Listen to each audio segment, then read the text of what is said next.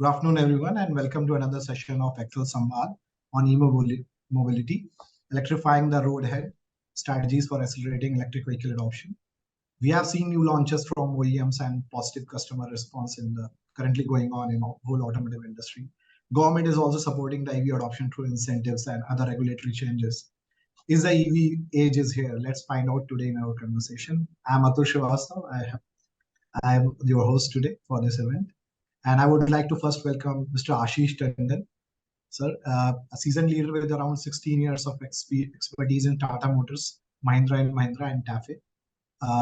Contribution to the automotive industry, especially in commercial and electric vehicles, are valuable. We eagerly wait for your insights and expertise in communities and innovators, sir. We welcome you. Another panelist, Mr. Devashish Aneja, with 13 years of experience in strategy, policy, and business development in automotive and electric vehicle domains. Exceptional experience, currently spearheading the Climate Tech Venture Capital Fund. Sir, your insights will greatly enrich our discussion today on this topic. I want to welcome Mr. Sanjeev as the business head of the electric vehicles at TVS Motor Company, which is basically leading the change in two-wheeler, launching exciting products like X and IQ. He has transformative leadership in scaling EV business, is inspiring. We look forward for your valuable contribution to our discussion among innovators. I want to welcome Mr. Amitesh Sinha, an accomplished professional and expert in corporate venture capital. Your expertise in fostering entrepreneurship is valuable, and your insights will be undoubtedly enrich our discussion on innovation and sustainable technologies. I want to welcome Sir Gaurav Mathur, our own Maruti Suzuki, India's #1 car manufacturer. With around 19 years of experience in Maruti Suzuki, your impact on the future of mobility is India's remarkable. Your expertise in product planning and development will inspire our discussion in the transformative journey in the automotive sector, especially in electric vehicles. And we want to last welcome Mr. Atul Jairaj as a partner in Deloitte with expertise in sales, strategy, and mobility. And your transformative engagement across various industries is commendable. We're proud to welcome, and he's also our XL alumni. So we welcome you all the participants of the events welcoming. And your insights will inspire our discussion on sales, distribution, transformation. Welcome to our XLRI community of innovators and thought leaders. So we will, I'll just tell you about how we'll lead this conversation, sir. So we'll proceed with the conversation in 3 parts. So first part is introduction to the EV particular sector. So that my co-host, Mr. Rohit Kumar, he will be basically leading this conversation with you all. And then the next part, we will be basically thinking about the adoption strategy, which companies are currently planning to do and how government is facilitating that aspect. And the third part is the challenges, basically how the companies are responding, how firms are responding to those challenges in the terms of EV adoption. So we have bifurcated into these 3 parts. And I think Rohit Kumar can take the discussion from here. Rohit, over to you, man. Sure. Thank you, Atul, and welcome to all the speakers, esteemed panelists that we have with us here today. So I think speaking about the EV industry, it has come a full circle. And when I say that, I would like to just state an interesting fact to get the attention of the batch is that EVs were in use even before ICs came into the picture. And I'm just sharing a picture of the world's first EV in the chat. Guys in the batch, just have a look at it. It was the first tricycle that was invented, and if you can see at the back of it, there's a big battery pack. So EVs is not something new. EVs have at one time they dominated the mobility and the auto sector. And in fact, as I said, EVs were invented in 1830s, and by 1890, 1880. They were a very common sighting in roads of New York and California, other big cities of the US. But with ICs coming into the picture at the turn of century, ICs started taking lead because they offered solution to the problems that EVs at that time faced, like range problems and the problems with the outdated battery technology. So there were other limitations that forced EV out of business, but with coming in of regulations, people are talking about climate change and reducing emissions.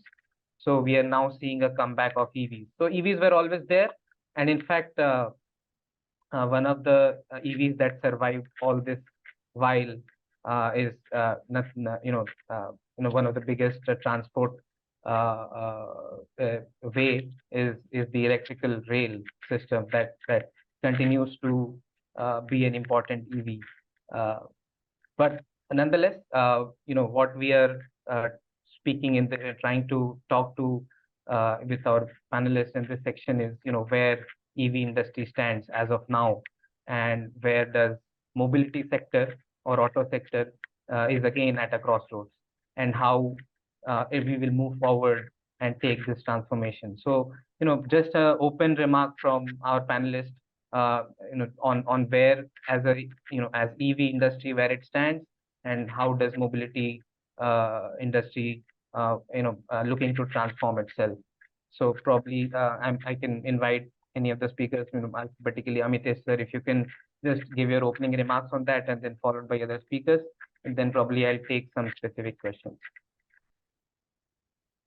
Hey, thanks, Rohit. Look, I think let me give a background about bit of what I do at Vedanta. So Vedanta Spark is something which I lead. I'm vice president at Vedanta, but Vedanta Spark is a program where we are collaborating with startups. Now, why I'm giving this context is because when collaborating with startups, EV has come up as one of the solution for a very, very traditional problem where the mining industry has been trying to solve for more than 40 years.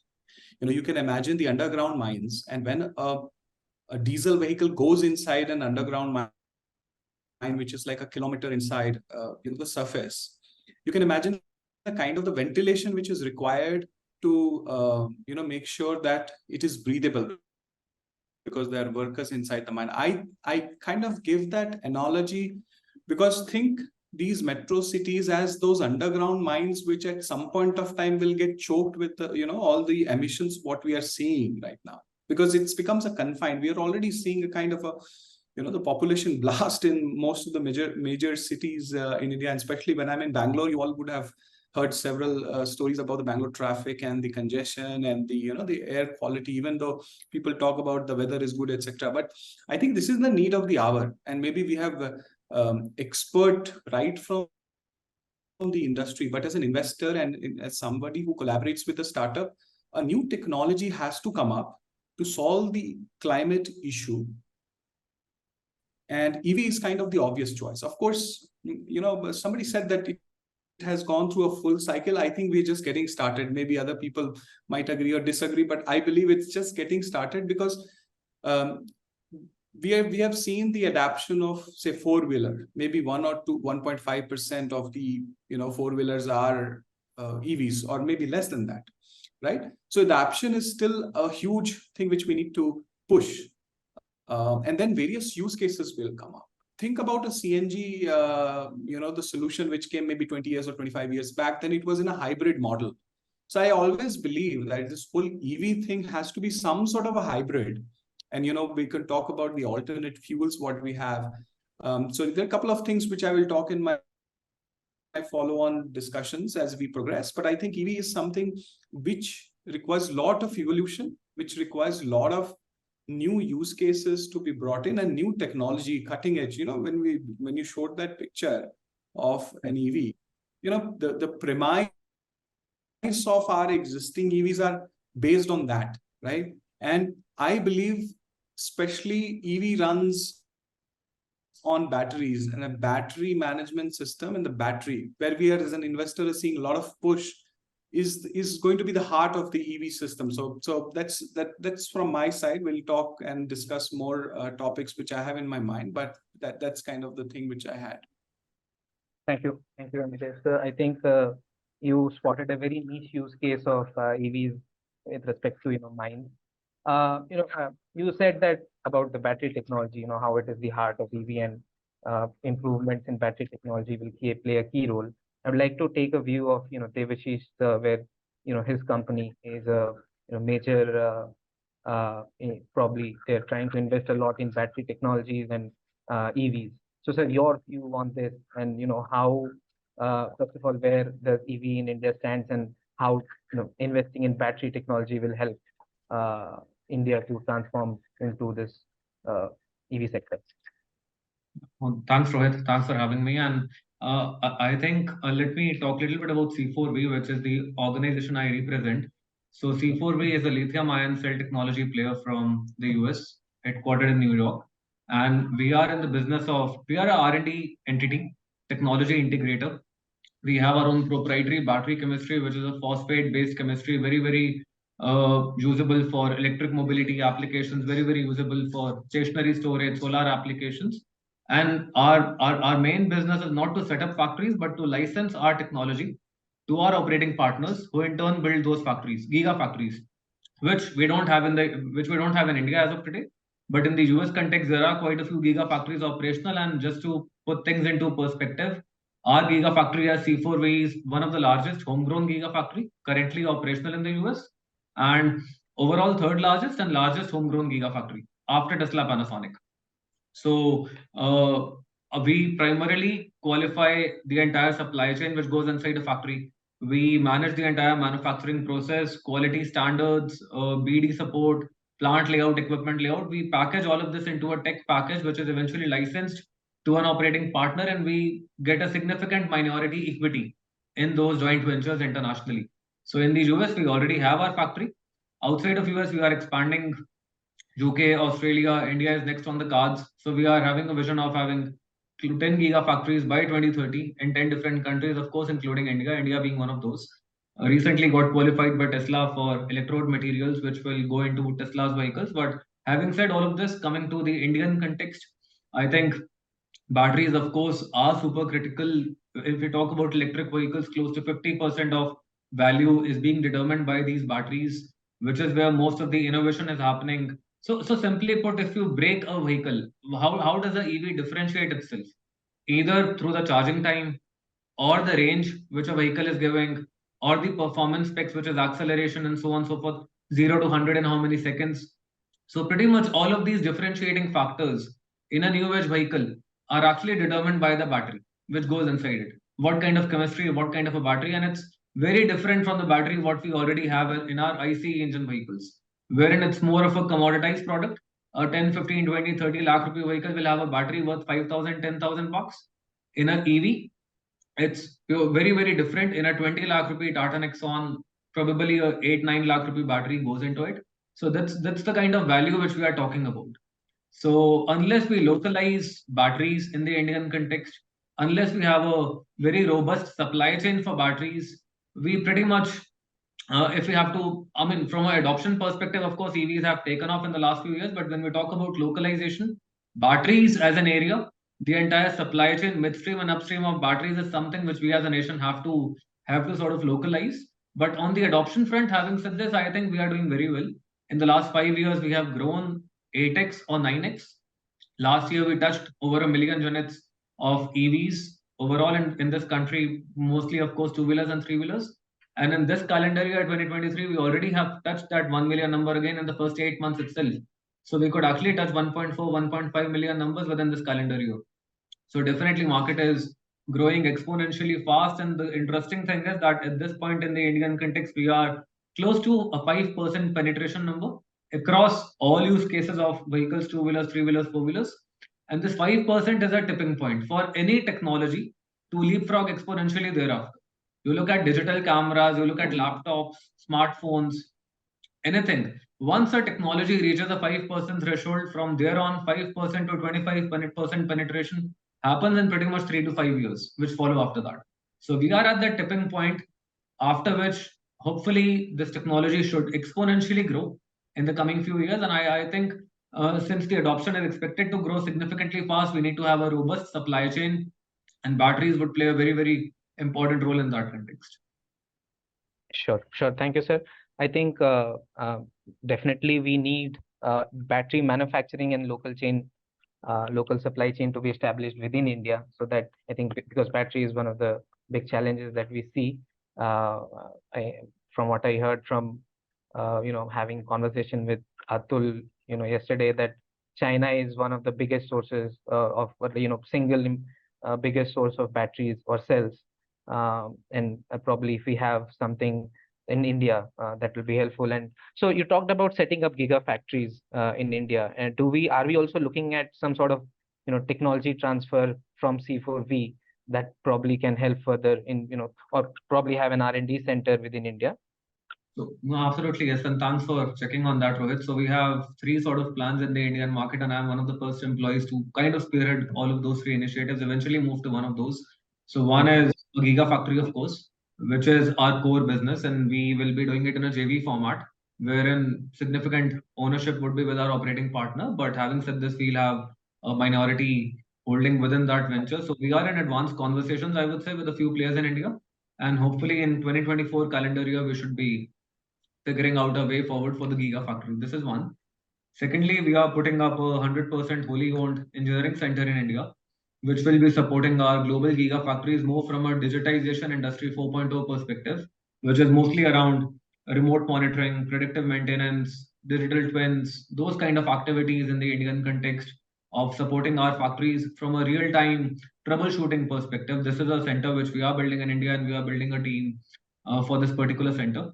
And third initiative on which most of my bandwidth goes is to set up a venture capital fund, a climate tech focused fund, primarily focused on the battery value chain, energy storage value chain, along with some adjacent areas around digitization, EV infra, and end application of batteries, which can be a drone or electric vehicles to some extent, battery swapping, and so on and so forth. So we'll be setting up an early stage venture capital fund, which we can potentially talk about later in this conversation. But primarily, these are the three areas which we are looking to do our initiatives in India. Gigafactory is definitely one of them. I think very exciting projects to look up to. Thank you very much, Devashish sir. I'll like to go next to Ashish Tandon sir. You're being from Tata Motors. Tata, am I audible, sir?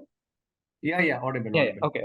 Yeah, so I think Tata has been on the really on the forefront of EVs, and they're one of the market leaders in the EV segment. So certainly Tata has seen something of promising in this EV segment. So now, if you can explain us on how Tata Motors really went about forging their EV strategy, and building on this the range of vehicles that we see now from Tata Motors on EV segment. Yeah. So first of all, thanks XLRI team for this organizing this panel discussion, and eminent speakers you got. So thanks for that. So yeah, Tata Motors electric journey is ahead of time, I would say. And it all begins with our legacy, and we constantly innovate.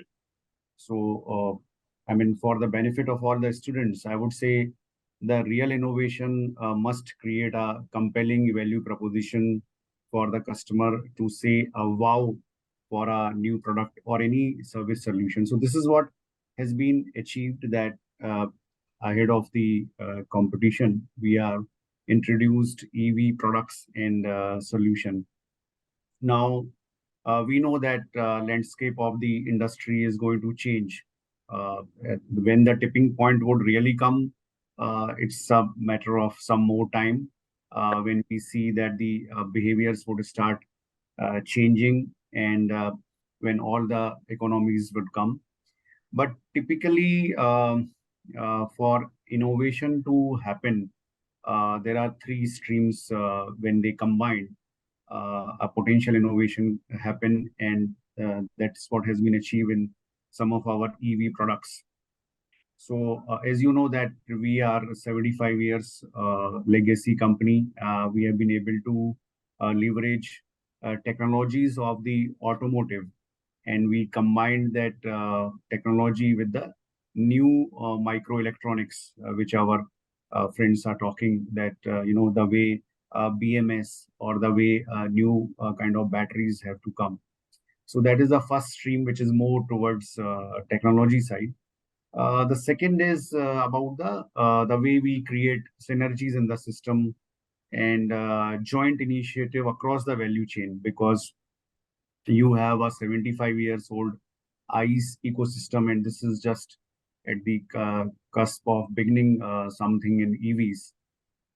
So you need a lot of integrating efforts for EVs to get succeeded. Thirdly, that we are shifting towards use cases now. I mean, it's no more of a world which is that you produce a particular product or a vehicle and then you or with your brand name you will be able to sell it. I don't think that would be the thing. It is more towards use cases specific and new experiences which would be required as the need of the hour. So when you combine all these three streams, you get an innovative product or the solution. So your point is next, how do we achieve these streams to get combined? So you got to reimagine the whole scenario from end-to-end perspective. You need to visualize that what is going to be there from the beginning to the end as far as the customer is concerned. So when for us, we had deep knowledge of the unmet needs of the customers coming from the last so many years of experience. For example, what kind of range, what kind of load, what kind of so where the sweet spot going to be. Then what technological solution could be there for creating not just the acquisition cost for EV, but about the life cycle. So, for example, 8 years warranty is one of the bit anxiety remover in the whole thing. So the whole thing has to be quite sustainable, scalable in the nature. And finally, I think only innovation-driven organization and the new thought process only will be able to bring the changes in the electric mobility space which we are seeing. Yeah, sure. So thank you for your inputs. I think the point regarding innovation, that it must create a value proposition and a wow factor. I think certainly Tata has been able to achieve that. Sir, just a follow-up question on the EVs that Tatas have been manufacturing. How has the synergies between different companies within the Tata Group helped in moving kind of being the first movers in the EV passenger segment? If you can tell us something about that. Yeah, so synergies in both front end as well as in the back end are required. So some 2.5, 3 years back, we launched Tata Universe, where group synergy was achieved through all the, for example, something we are taking the equipment components from Tata Auto Components. Some work with respect to Tata Johnson, or some work with Tata Power for charging infrastructure, something from Tata Motor Finance from getting the financing solution. So integration of all the companies into one umbrella, so that when a customer comes, he gets one-stop solution rather than that for a different thing, he doesn't need to go at different places. So as I said, that this is more of a use case example rather than saying that, okay, now I've sold the product. For financing, you go to somebody else. For battery, you go to somebody else. Or for getting the services, you don't go somewhere else. So we've onboarded our dealerships also, that how they have to kind of offer the service specific to EV. Because see, the whole world is shifting from, in any industry, is from transactional nature to more of a contractual, or even, to the extent of partnering. For example, in buses contracts which are coming, which is GCC, gross contracts which are coming, government is also saying that you come and take our operations fully. Eventually, the future would see that, okay, they'll say, okay, you partners with us in terms of profit. So whole of this situation is leading to, a lot of digitalization, where we have Tata Technologies, which is coming. I've named some 5-6 companies which came together to give one-stop solution, and that's how we are trying to navigate this successfully. Sure, sir. Yeah, thank you. Yeah, that one-stop solution is really brings in high switching cost for all the customers. So that's a great thing. So moving from one a passenger vehicle giant to Gaurav sir, who is from Maruti Suzuki. And from what I have seen, and also have discussed with my friends who have come from Maruti in our batch, people say that Maruti doesn't share the same philosophy or approach towards EV, and we see that in the product that they have launched. It's they're probably going phase wise or stage wise manner, launching hybrid vehicles first, and then probably in future EVs may come. But sir, what is your take on the EV industry as on today, and how Maruti views it? Okay, thank you, Rohit. And first of all, thanks to XLRI team for inviting and giving this opportunity to interact with all the students, MBA students. And I hope in this 2 hours they get a lot of information and experience, and there is something to learn for all the students, and of course to us also, talking to so many esteemed panelists. So talking about electric vehicle, I think we have to see from the overall country perspective, like where our government is thinking, and from a long-term perspective. So our government has already set a vision for uh, achieving carbon neutrality till 2070. So that's the announcement where our honorable Prime Minister has done in the COP26. And by 2030, we are going to reduce the CO2 emission by almost 45%. And that's why how the various drive towards sustainability is being done. So our view is that how do we give such kind of sustainable solution through various technologies available in currently ecosystem. If we talk about India, we are not a very rich country. We have GDP per capita which is almost 1/10 of a developed country like US. So, and if we talk about our consumer segments, so we have consumers who are starting from a 5 lakh owning vehicle to a almost 20-30 lakh. So there are various consumer segments which we have to cater to, and we have to make technologies which are not only available for some portion of people but for the entire consumer segment. So that's our view. So that's how we are actually developing our offerings in product, so that we cater to needs of all sort of consumer, starting from the entry range to the higher end range. So our philosophy is a technology agnostic approach that we follow. So we are basically upgrading our current ICE engine so that the overall CO2 in the entire volume of models that we are selling in the market gets reduced.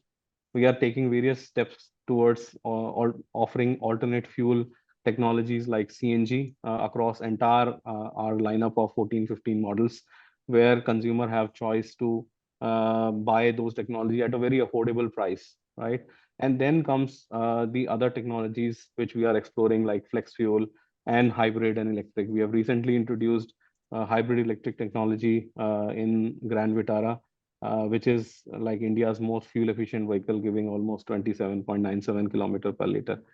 And going forward, we are working on electric vehicle technology, which we are going to come up in future. And all of you must have had a glimpse during the Auto Expo, last Auto Expo. So this is how our entire approach towards the electrification is. And we believe that it's not only one factor that is important for taking any strategic decision. It's like various factors and core is the consumer aspect. So from consumer centric approach, if you look at what kind of problem, what kind of value we are going to add or give to the consumer, right? And then there are various other factors, how during the life cycle of the product they are going to use the product. So acquisition price is one of the area where EVs have a lot of challenge. So how do we reduce that acquisition price? And by making things local, as Mr. Dev was also talking about, and Mr. Ashish was also talking about. So localization, doing things locally is one of the factors which will define the adoption or acceleration of things going forward. And there are a lot of steps being taken by various organizations towards it. And our government has a vision of Make in India. So how do we enable an ecosystem where the various component suppliers come to India, set up their plant, not only looking at India's domestic demand, but overall global demand. Because currently, if you look at the India market, it's although a fourth producer across the world, but it's still in terms of absolute number much less. So we are like producing almost 5.5 million vehicles. But if you talk about China and other markets like US, China is like 25 million, US is like 10, and then Japan, and then India. So if we have to really make the EV succeed, we have to set up some local incentives for the companies to come in here, promote Make in India, and establish local facilities so that we can reduce the acquisition price of the vehicle.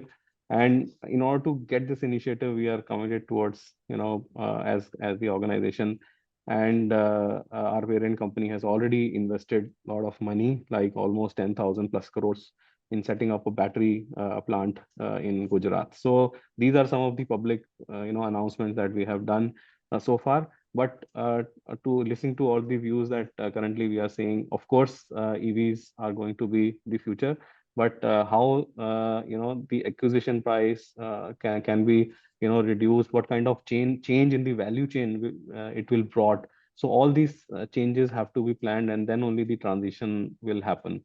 Because we have set up a ecosystem which is took like almost 4 decades of ICE powertrain. How it will shift to electric is the next challenge that we have. So all things will coexist going forward, because we have different consumer at different set of people, and their paying capacity.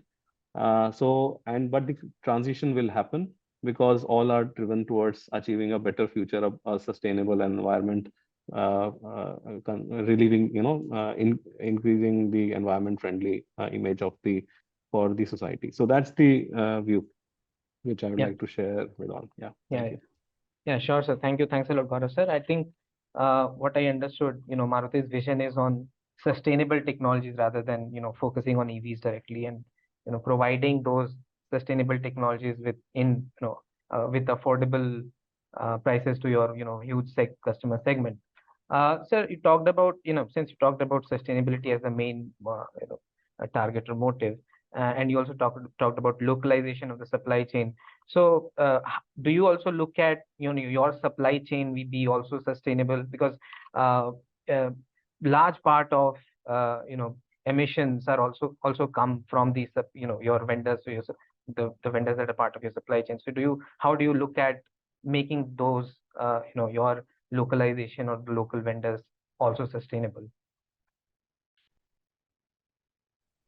So see, as far as sustainability is concerned, it's not only a responsibility of one particular, maker. It's like whenever a company does business, so it actually set up some certain principles and processes for manufacturing of parts or manufacturing of components or vehicles. So in the entire life cycle, from the downstream to upstream, how things are moving and what kind of sustainable measures which are available with that context are actually ensured, right? So I mean, I can just quote an example of ELV, end life of vehicle. I mean, it was not even regulated in India, but from 2009, Maruti Suzuki has been actually upgrading capability of the suppliers to fulfill that requirement. So it's like all sort of sustainability measures which can actually reduce the CO2 emission from the environment is the prime goal, and various initiatives by the organization is being taken, and also our recommendation and our or our suppliers would be the principle and processes are set in such a way that we work towards a sustainable future going forward. Sure, sir. Thanks a lot. Just a quick point to the batch. I think if you have any questions on EV industry itself, you can just raise your hand. Maybe we can take 1 or 2 questions in between. But Moving on to P. Sanjeev sir, I think he comes from TVS. Hello, sir. Yeah. So I think the most in terms of sales volume, EV two-wheelers are still the champions in the EV industry, and it will be going very important. Even in Jamshedpur, I see EV adoption has been fantastic. I see those two-wheelers, EV two-wheelers as common as any other IC engine two-wheelers. So I think that is very exciting to see, and how TVS is coming with their EV strategy. I think we have seen a launch from TVS. iQube is one of the EV two-wheelers that has launched. So where do you see the EV industry as of today, and what TVS strategy is? We'd like to hear that from you, sir. Sure. So once again, good afternoon. It's really a pleasure being amongst all the esteemed friends who are here, as well as the brilliant minds of XLRI. So some of the points that I wanted to speak has already been taken by Gaurav, but I have something still interesting to first open. So the first and foremost thing Gaurav did mention about the COP26 and some of the driving pillars, the government pushing the EV. But I also came through a report that said by 2050 you may need 5 resources of 5 planets to serve one Earth. And in that quest, I already see my friend Atul already locating that planet. Definitely, sir. We take spirit. So somebody is saying 5 planets is huge amount of things. So I was just like Atul is already doing that job. I see that image. He's already found that extra planet. Now coming to the point of what I was trying to make, I think it's a very important juncture. I think somebody said we are at the tipping point. I definitely can see that with all that's happening at TVS as well. So of course, for any technology to really sort of uptick or adopt, it requires naturally 3 things. One, a real customer problem that's being solved by one technology. Second is the maturity of that technology, first of all. Somebody said EV has been there long ago. Of course, Porsche started with an EV and they landed at Taycan today, but their first vehicle was still an EV. The third thing is very truly the government inclusion policies. Without that, nothing really clicks in. In fact, many two-wheeler brands had hybrid plans too, but then you got to shelve it off if the government's moving on the EV side. So of course, four-wheeler and two-wheeler, there are differences. But the country is at a mix of various different things. Number one, we went through COVID, we came out of COVID, and we enjoyed the silence, the peace, the sort of fresh air. But sadly, still today, at least 14 of the top 20 world's polluted cities are still in India. And apart from all the other numbers that we know, there is also a staggering some 7.5% of the GDP being spent on welfare. We talk about road safety, but more than 1 million people die because of pollution. And of course, with all that you're seeing in the geopolitical situation, the dependence of oil is pretty much in geopolitical unstable countries. That puts us at an important point with the way India is growing to be energy, may I say, security priority to be put up for our country. It's very important. So with all this, of course, the government's putting its all hands on, like my friend just mentioned from Maruti, the COP26 is not just a statement. At least the current government is walking the talk. If you look at whether it's the national policies on localization, Make in India is not a joke. It's a serious policy. We've seen, government going back to OEMs and saying, give me the money back if you're not, localizing. So the government is serious, pushing the Make in India. I'm sure my friends at Tata, my friends at Maruti acknowledges, they know this. And of course, the FAME policies, the various so-called demand and supply related policies, whether it's a IT income tax benefit on EVs or state policies, it's all falling in place.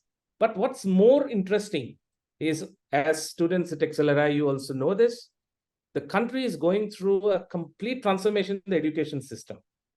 When I used to do engineering, and I'm a software engineer, by the way, it used to be mechanical engineering. Today, it's called mechatronics. Of course, because mechanical engineering others will not sell.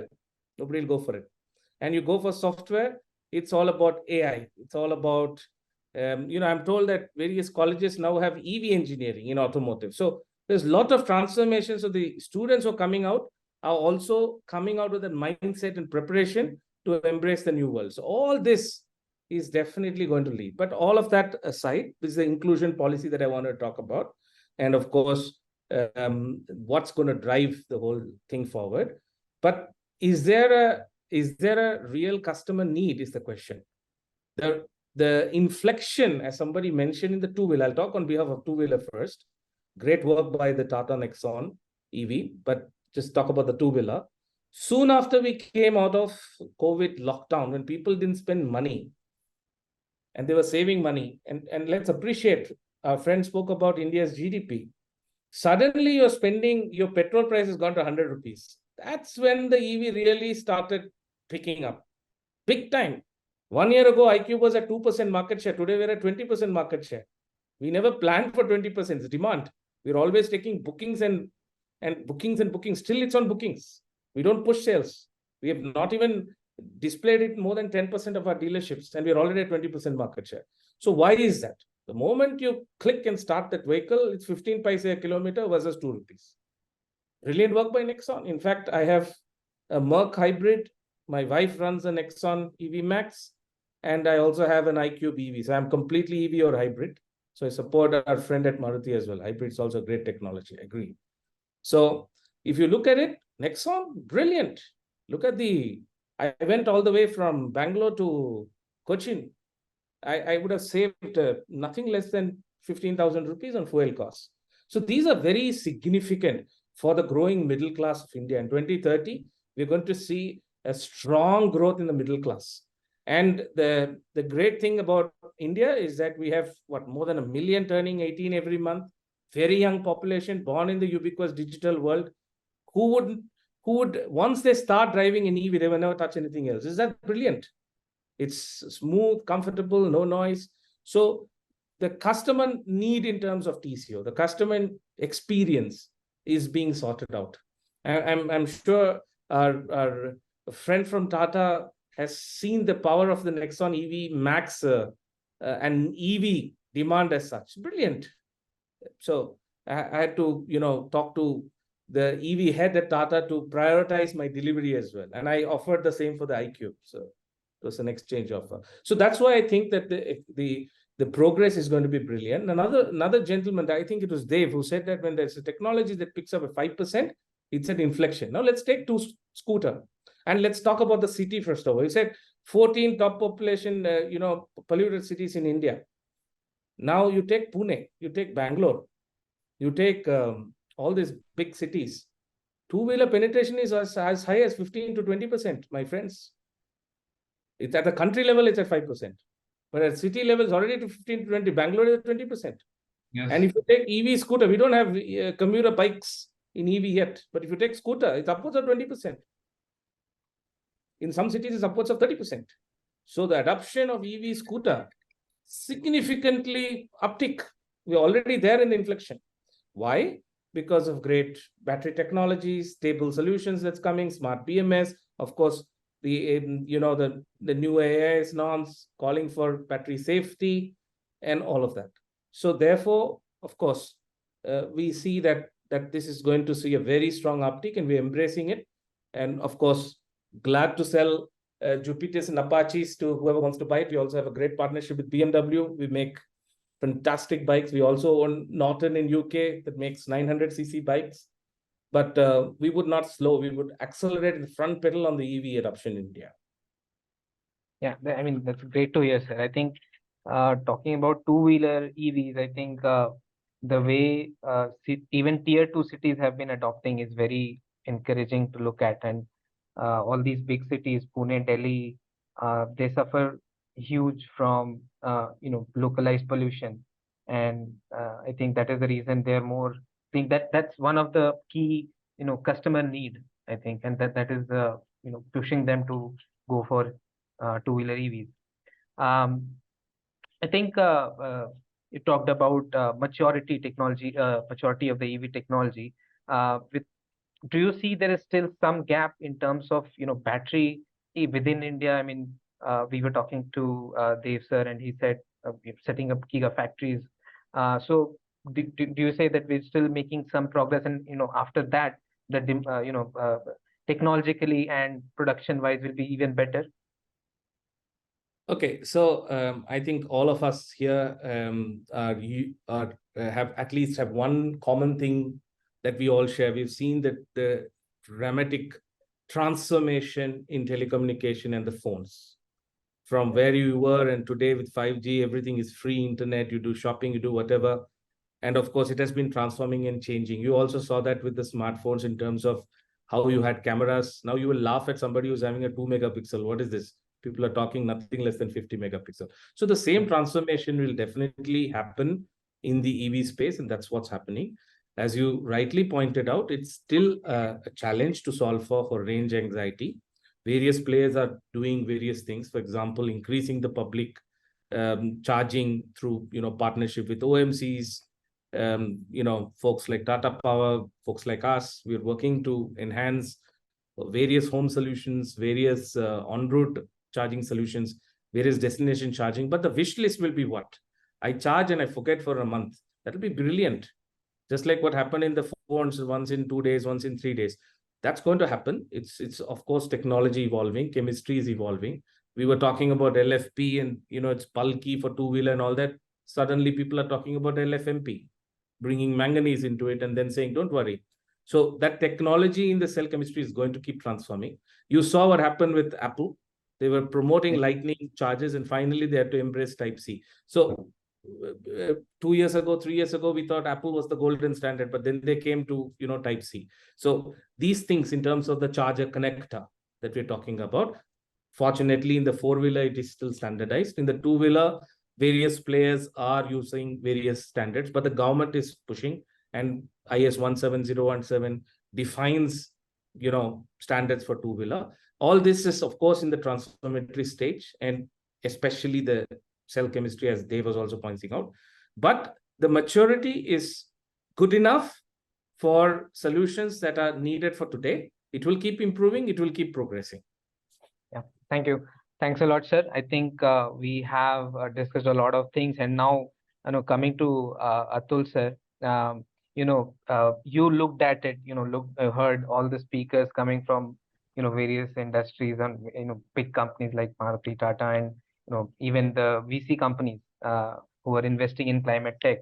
So, sir, coming from a company like Deloitte, which is kind of advisory, listening to all these speakers, what is your take on the EV industry, and how it will shape us? Well, thanks. I hope I'm audible. And so, firstly, it feels so great to be back virtually at the campus. Okay, I think it's been 15 years, but I think I can see the bubbling faces across, and it's good to see the enthusiasm. I think the way you guys also managed us before we came to this panel was pretty good. So thanks for that. Yeah, I mean, before I comment on this, I think I trust my good friend Sanjeev to observe my background. And I think as the quote goes, and not too long back, me and Sanjeev were in the same room in TVS office on a different project. I mean, Sanjeev would recollect. But I think, as one would say, I mean, the reason I also put up this background was, as someone said, there can be a plan B, but there cannot be a planet B, right?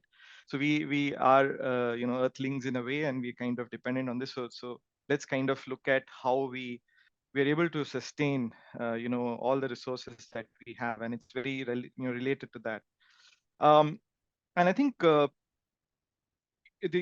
array of people on this panel are also pretty diverse. I think we have, and at Deloitte, I mean, as one would expect, us as a consulting firm, when we observe the industry, we our position has changed not too much, right? So from say when we looked at future of mobility in say 2018 to what we see at 2023 now, etc. We have always believed that there will be multiple technologies in play at any given point of time, right? And I think that's what is coming out as well. Right?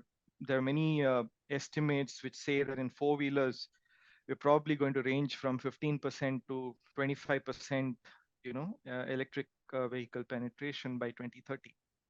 Now, what that means is, yes, it's a very, very good number, but if you subtract it from 100%, you still have 65 to, or rather 70 to 85% of the vehicles being sold that are not electric, right? So that's a huge market as well.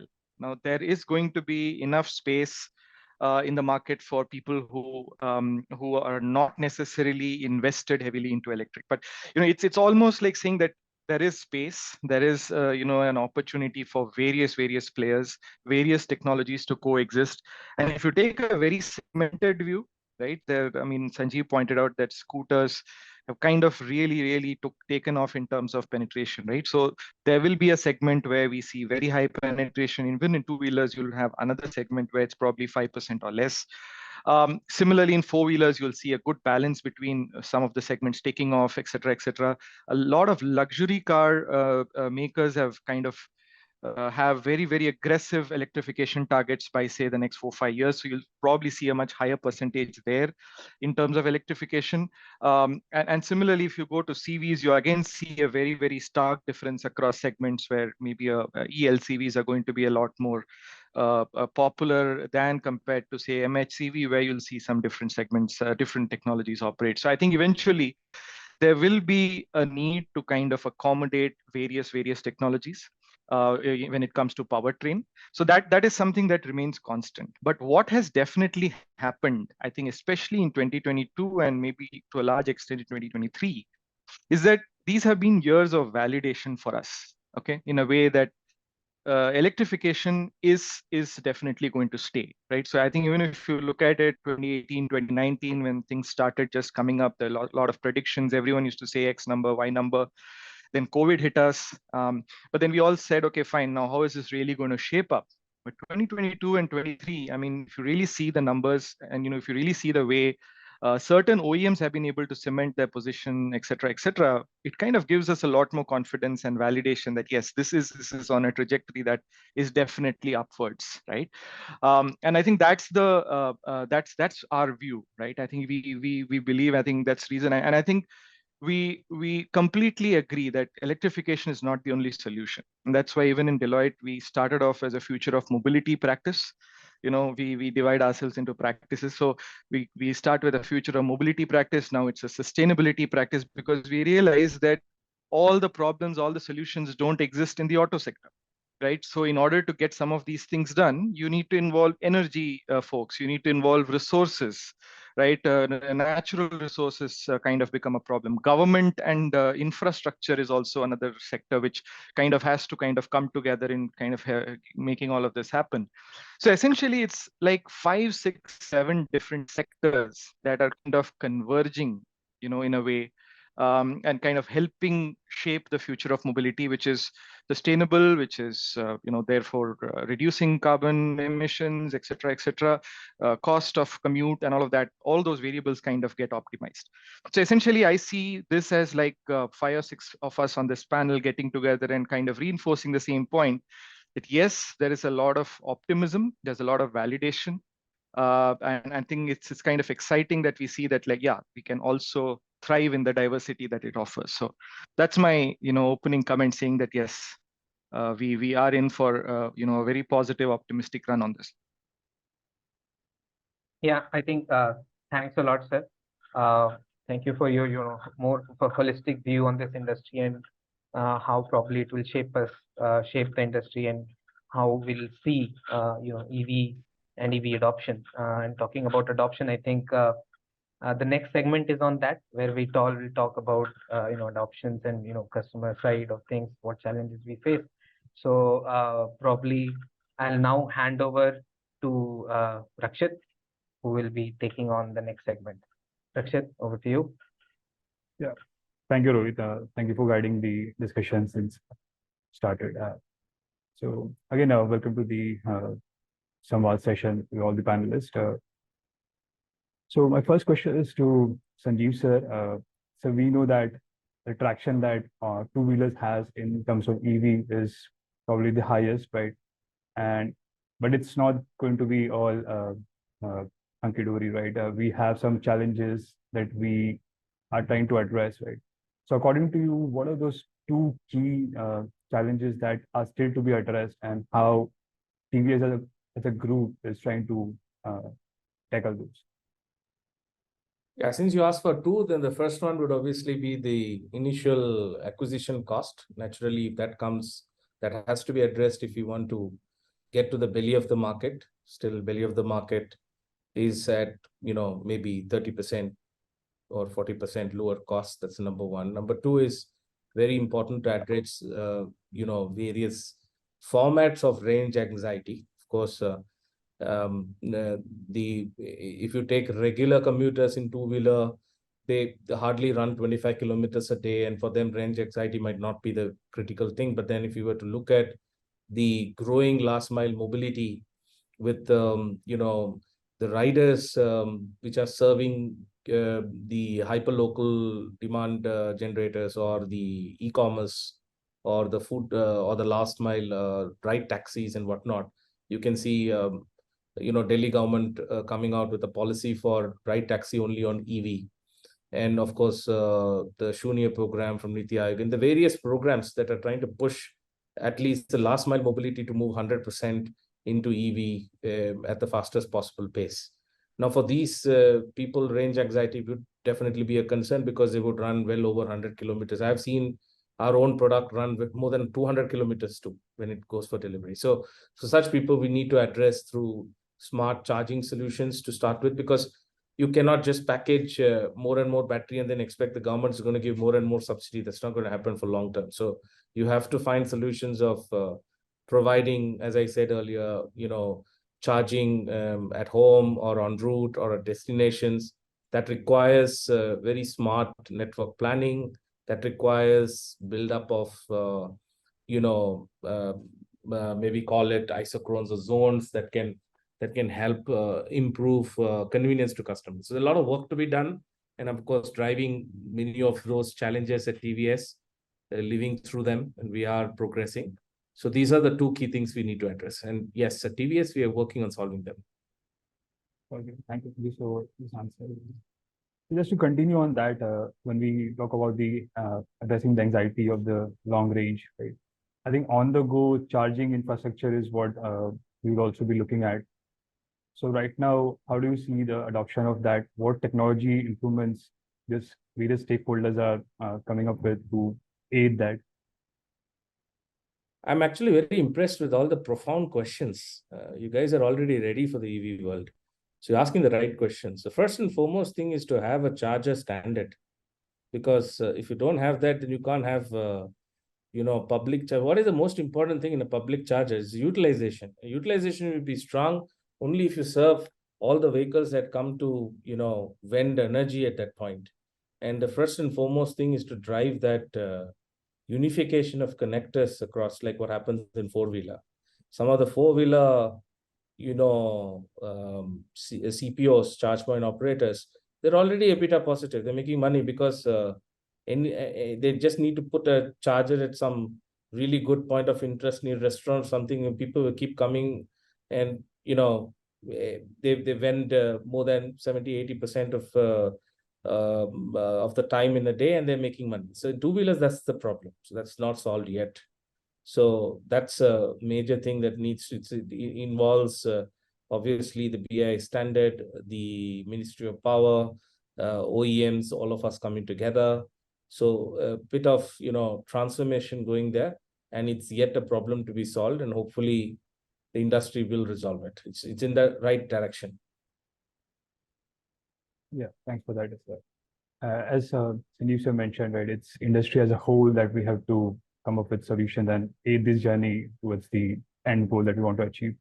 So building on that, I want to ask Atul sir, so if you can share... all your kind permission, I'd actually mentioned to the organizers that I have a very sharp Yes, drop sir. at 5:30 due to a Yes, sir. important management meeting. With all respect to my fellow panelists, with your kind permission, I would like to take the leave and thank you so much for having me here, and I'll stay connected. Sir, just a quick word of thanks to you on behalf of whole batch. Thank you so much, and my humble apologies. Thank you for inspiring us. letting me go. Thank you so much. Thank you, sir. Thank you. Thank you so much, sir.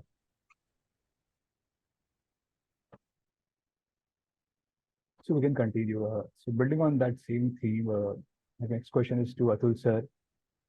So we know that there are various stakeholders who are going to come together to make this journey of EV adoption a success and achieve government's ideal like 30% adoption by 2030. So if you can share some light on various stakeholders that are there, right, and what challenges that each of them are going to face and probable solutions that as Deloitte you would have advised them to. Okay. So when you say stakeholders, you mean the ecosystem participants, Yes, across the EV. Well, it's a pretty diverse list, isn't it? Like, traditionally, traditional OEM used to just sell a car or a vehicle and then only worried about the customer. But now you're probably getting a lot of players who are not just contributing, in the usage journey, right? Customers' usage journey and life, but also contributing to significantly even before the car is produced, even at the R&D stage. You're expecting collaboration, where technology is probably coming in on a batteries front from maybe some startup somewhere with some patent. You're probably looking at some large somewhere supplying a battery, etc., etc. So it's kind of a very diverse ecosystem that's supporting it, and very uniquely for electric vehicles. You have this whole parallel ecosystem on charging, right, which never existed before, and all the technology surrounding it, and at the same time, a lot of it around software, right, which I think is another big ecosystem that's come in parallel to traditional ICE vehicles, although it's also applicable to ICE vehicles. So it's kind of a very diverse thing. I think right now, I'd say it's pretty much, at least in India, I mean, and in many places in the globe, it's kind of a gold rush, right? You see so many different players. I think I last remember seeing a Vahan report which said last year or maybe 2 years back, close to 350 manufacturers actually sold two-wheelers, right? There were 350 two-wheeler manufacturers. It's a long tail, right? I mean, that everyone is selling thousands of units. But what it tells us is that there are people in the market. There are people in the market who have decided to put their money, to put their, behind it, build something, and then hope that it succeeds. So it shows that there is a gold rush here. And the same thing around various other things that have currently cropped up, because you started seeing that self-sufficiency is also a problem, right? Now, if you look at India, we are not looking at everything being localized today, right? You are still dependent on critical minerals, especially lithium, cobalt, etc.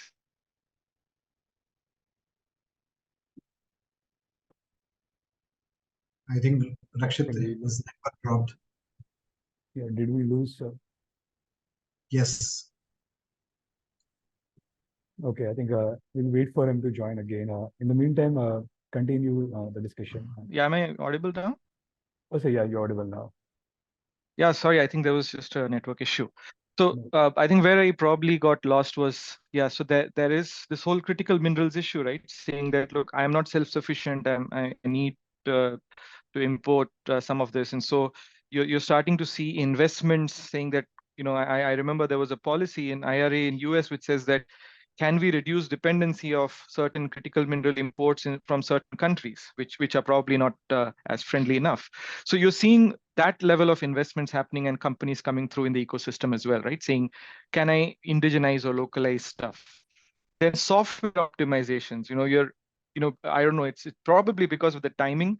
A lot of electric vehicles are actually also software enabled and connected and have certain degree of autonomy as well. So it's that has also given rise to other use cases, saying, okay, can there be a player who comes in and says, I want to monetize some of this data? Can I add some features that are very unique and kind of add to safety considerations? So in a sense, the the entire ecosystem is fairly complex. And it's kind of working in a way right now because of the fact that there is enough in it for everyone. I think it's a growing market. There's a lot of interest. There's a lot of funding, etc., etc. But I think eventually what will happen is you'll see some of the consolidations happening, right? You'll start seeing some of the really differentiated offerings getting absorbed by larger OEMs, etc., etc. And there could be certain OEMs that also come through come through and kind of shine on their own, etc. So we are still seeing a flux. It's a gold rush. You never know who's going to come out, winning. There are people leading as well as we speak. I think eventually that's going to shape up in the next few years. And it's going to be very clear that by 2028, 2030, you probably start seeing a lot fewer players who are really where most of the value is being seen. So that's how I see this ecosystem shaping up. Very, very diverse, and I think it's kind of across various spokes of the wheel in a way. But it's kind of getting integrated because of the customer demand and the fact that all of this has to work together. Thank you, sir, for that elaborative answer. Just to follow up on that, it's important to compare the success of ICE engines, right? Was mainly because we had the sustenance of the refining sector, right, which was surplus in India, right? So if India has to set up some refining capabilities in the EVs, right, there are certain roadblocks right now, right, and has its investments challenges as well, right? The business case sustainability. However, with the advent of reserves that are being found in Kashmir and other regions, right, there is some possibility that we can avail that future that we are sustainable on our own refining sector. Right? So how do you see the trajectory of setting up India's first EV refining sector for batteries? Yeah, so it's not just refining. I mean, if I just break that down, so we are actually also dependent on, if you look at source of electricity, I think last estimate was only about 35-40% of our electricity is from renewables. We are still, importing a large percentage of fossil fuels, right? I think the source of electricity itself, I think, is something that we need to look at if we have to look at the overall green aspect of sustainable aspect of running EVs itself. Number two is, yeah, as you said, that there is an opportunity to see if some of production, mining, as well as refining of some of these critical minerals can be done locally. That is definitely an opportunity. I think right now we really don't know. There could be a smaller number in that Jammu, the land that you're talking about. We really don't know the usable, I think, capacity there. I think that's still getting evaluated. So once it gets done, it is going to be a big boost in a way to kind of get some of this done indigenously. But also you think about it, right? I mean, we are not really saying that lithium is the only mineral that's going to be contributing to battery production. There are so many other technologies coming up, including sodium ion as well. So in essence, what we are seeing is a combination of all of this becoming important for us to see how much of it is indigenous, how much of it is something that we can do without depending on imports. So I think that is going to be critical. I think it's not just about minerals; it's also about cell manufacturing, which is again it's a lot of it is kind of imported. Packs, we do a lot of pack manufacturing here, and similarly downstream, I think. While even on the software front, I think a lot of development happens here, but the IP is residing outside. So we see a lot of these opportunities of bringing the entire value chain back home across the end-to-end value chain. So that's how I see it. Thank you. You rightly pointed out that there are alternatives besides lithium, right? And I come from Honeywell, so we were developing iron-based, flow-based batteries. Yes. Just building on that, next question is to Gaurav sir. So probably you touched on this a bit in your previous answer, but there is a possibility of a coexistence between the EV and the other alternatives such as hydrogen that's going to come up. There is ethanol-based solutions that are there. So how do you see all these coexisting in future, and which one would you think would be dominant given the policy of the government? So, as I mentioned earlier, see, everything, all the technology development happens or exploration happens to solve certain problem of consumer, right? So currently, the kind of problem that we are solving is, if we think from a government perspective, we have a huge import of oil, right? So how do we reduce that? And also, how do we make the environment more cleaner, right? And for the normal people who are living their lives across various, there was discussion that, okay, most of the key cities in our country are the most pollution. They have very high pollution. So how do we reduce the local pollution? So these are some of the motivations definitely for EVs, but at the same time, we have to see, okay, what kind of capacity consumers have to pay and what kind of need they have across various segments. Okay, so for example, a consumer who does not have a very high income may first look for an economical benefit for even having some mobility solution. Okay, then the other things will emerge, right? So it is then motivation for although it's a adversity, or you can say it's like a problem, but here lies the opportunity. So what kind of other solutions which are affordable, which are more innovative, which we can think from our country standpoint, so those will have to be developed. So we have, like I was talking about ethanol. So we have some ethanol, in some part of India, where government is thinking, like in some states, in down south. So whether using that, can we make higher blended ethanol fuel and actually run the engines on the same, and it will reduce the price of the fuel will be cheaper. So it will make economical sense for the consumer. Okay, at the same time, those fuels will be carbon neutral. So they are not actually having any impact on the environment. So such kind of new innovative solutions which are relevant for the country has to be thought. Of course, EVs are the future, and they are kind of the tailpipe emission is zero. So they for removing the local pollution, those are the ideal solution. But the acquisition price is so high, everybody cannot afford, right? So currently, if you look at the global market, so the prices are like 1.5, 1.6 times of the conventional vehicle. So the how do from a user point, the total cost of ownership, once they do not have any economic benefit, they will not move very easily.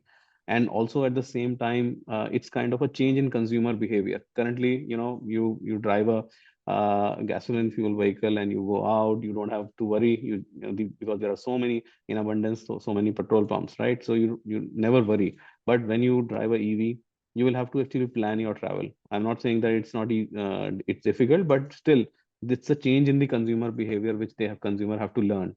And every night you have to charge, or because see, once we reduce the acquisition price of the vehicle, we will have to put lower capacity battery into the vehicle, which will reduce the range. So it's kind of an optimum balance that those can only be achieved when we have a strong infrastructure in the country. And also, if you look at from a general public perspective, okay, so people who are actually living, 80% of the people who will be charging vehicles at their home. So we are currently in a situation where people don't have provision to charge the vehicles at home. People living in high-rise society, people living in areas where they have to park vehicle like outside 2, 3, or 1 kilometer ahead, far from their home. So various innovative solutions will come up, that how do we actually give electricity supply to bring this transition. And so these will emerge as the time progresses. So that's how I think Atul was also talking about how the ecosystem is going to evolve. So these are the changes or the problems that we'll have to find solutions. So at the same time, as we are moving towards more sustainable future, as there is a pressure on reducing the CO2 emission, and there are regulatory policies which are driven from like reduction in the overall fleet CO2 value, which is corporate average fuel consumption. So how do we, meet that target which government is setting? So there will be emergence of one from a consumer standpoint, one from a regulatory standpoint, new technology evolution, which will cheaper, affordable, and can actually fit in various segments of a consumer.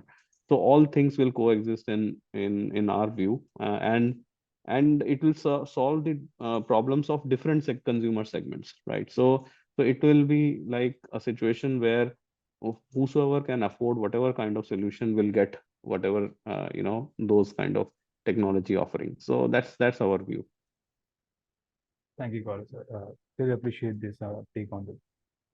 Taking this discussion forward on the regulatory front, I would like to ask Amitesh, government has been doing enough to promote the EV adoption, right? With the FAME policy, in the last budget, we saw that customs duty on imported EVs was increased by 10%, to current 70%. The same on the lithium-ion batteries has been reduced to 13% from 21%. So what more has the industry you're looking at a support from the government on the policy front, right? And how government can play a hand in glove in terms of providing that support? Sure. So Rakshit, we have to look back of the other alternate energy which India has been adapting for years. Look, solar is not something which is new, but the adaptation in past 5 years have grown significantly. And I being an investor in the solar space heavily from past 18 years, so I can tell you that government came with certain duties on the panel imports, etc. But that was just one thing what they did. I think it was way back in 2016-17, around that area. But there was no PLI scheme for the solar modules or solar cells. It came in now, a couple of years back. And now you see, the installed capacity of the Indian solar ecosystem of the modules have grown up from, say, 2 gigawatt, 4 gigawatt to upwards of 15, 20. And I know one company who is just individually looking to expand it to beyond 20 in next 2 to 3 years. So that is what has changed. So a combination of, the PLIs, the tax credits, depreciation benefits, and few things which will lead to pass on that benefit to the consumer. And how we can do that, because if you see the solars, apart from giving these direct incentives to the manufacturers, it also, the government also started giving incentives directly to the consumers, that you have a set off when you purchase or, install your residential solar plant. So those kind of benefit which actually goes to the consumer will enable this ecosystem. As we are hearing all the experts from the EV, one thing is very clear, we have to, apart from the technological advancement, what we need in this industry, and it will be ever involving. Gaurav was talking initially about, how he has been advancing on his existing fuel technologies on the engines, etc. So that will keep on evolving even for EV. You remember when we had those Nokia phones, it sometimes used to take 4 to 5 hours to have a full charge. Now it's a matter of 35-40 minutes that you get your mobile phone charged and could run for potentially 12 to 16 hours on an average for a smartphone. So that has evolved, and EV will keep evolving. But creation of that ecosystem, giving that benefit right from the manufacturer, distributor, all the way down to the consumer is something which is going to really work in creating that. Now, if you when Sanjeev was talking about his, it's a very, very, very classic example of, we are all talking about the climate change and the emission. While we were having this conversation, I picked the book from the Bill Gates, who the book called How to Avoid Climate Disaster. I'm sure somebody, most of you would have read. In that, the first page itself, it starts from 51 billion to 0. So 51 billion tons of emission happens every year. Yeah, that number, few delta might be there each year. But during the COVID period of 2020, with all the flights being shut down and, maybe 90-95% of the vehicles not on the road, the only emission what we could reduce was by 5%. Now, if connecting that dot with what Sanjeev was saying, that when he drove from Bangalore to Cochin on his EV, he never talked about that I reduced X tons of carbon. He only talked about the economics of that drive that he saved, I think it was 15,000 rupees. So that is the mindset of the consumer right now. And we as an investor, if you look any technology or any startup, when we look for investment evaluation, few things we always check is, these are very common terms of what's your TAM, what's your addressable market, is this product population mass, etc. But if you look at the EV sector, if you look at the adoption, it's primarily right now driven by the economics of it. Now, if I go to a normal household who have purchased a TVS or any two-wheeler, EV two-wheeler, and you asking how much carbon reduction were you looking from your two-wheeler, I'm will be very surprised if he answers that question. Only he can answer is, I have reduced an X amount of my fuel cost, even though my one-time acquisition cost was high. So I think that is the mindset where the government, together with the manufacturers, has to see how to reduce that acquisition, and it will over a period of time with technology, with Make in India, with reduction in terms of the battery, etc., and the new age battery management system, which will enhance your battery life, which will also increase the adaptation and universality of your batteries. Now, if I give an opportunity today, if you ask me, sometimes we do long drives. Now, if I have an optionality of just swapping a battery on any infrastructure with my car, probably yes, I will opt for a EV for a longer period of time. But right now, I'm apprehensive because of the infrastructure. So this will come hand in hand when we are talking about what do we need from the administration. Of course, direct benefit to the consumers. Infrastructure will play a very, very huge role in creating that ecosystem, in creating that, the whole adoption ratio to increase it. And it also comes with, just to finish this thought, it comes with two things. Look, most of our decisions are driven by two things, which is consequence and incentive. Now, if you put certain consequences we understand about using our current vehicle system, and what's the incentive in going towards the EV, together with the economics and the climate benefit, putting together, making it a package, creating that ecosystem, I think will surely help, apart from your regular incentives and all that which happens to push for manufacturing in India. Thank you for the elaborative answers, sir. It definitely has some beautiful incentives for us to move to the EV, despite the issues that are there at hand. My next question is to Ashish, sir. So given the landscape that we are in right now and the probable uncertainty with respect to which route the industry might take, right, in terms of equilibrium with respect to various future technologies that we may have, and as your company is creating kind of an ecosystem for a given solution, right, how adaptive or flexibility do you think the companies need to be in future going with this rapid change in the technology in this space?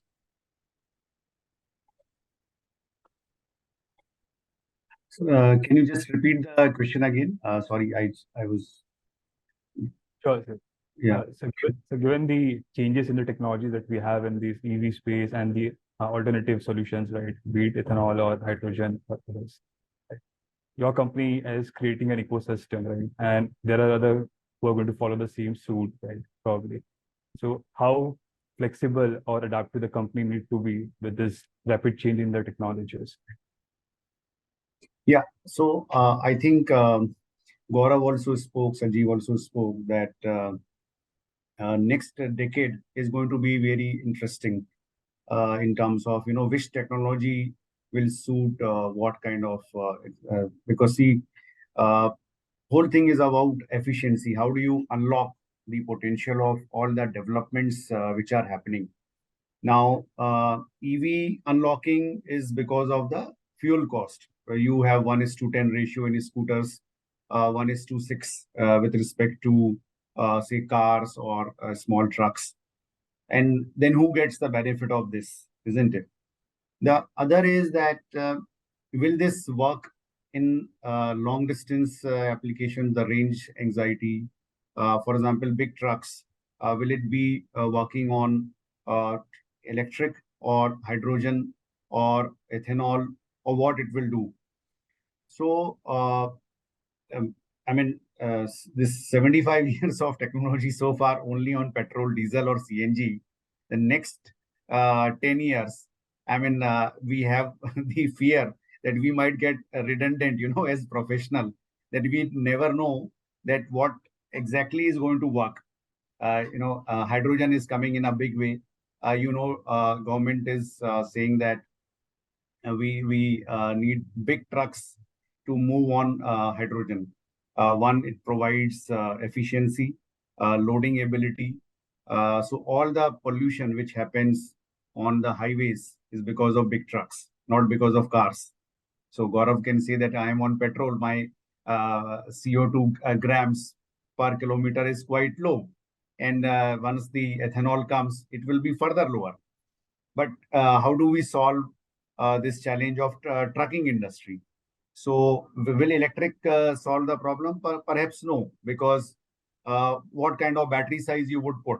You can't have it stop every 100 kilometers and say, okay, it's not like a railways, you keep charging every 50 kilometers or something like that.